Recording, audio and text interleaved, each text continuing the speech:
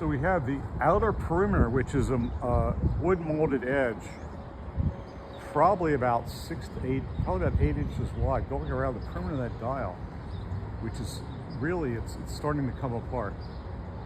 And it looks like it's been held by a lot of caulking and other schmutz. Heavy loss of all the numerals at the bottom. The gilded, the gold leaf has been applied. And then the hands, the gilding is gone. The issue is there's some bearings behind these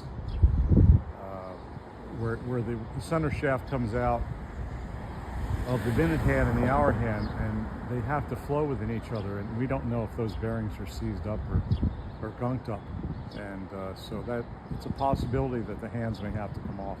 And then if you have to go that far, then while you're up there you might as well do the dials over again. So that's where we are.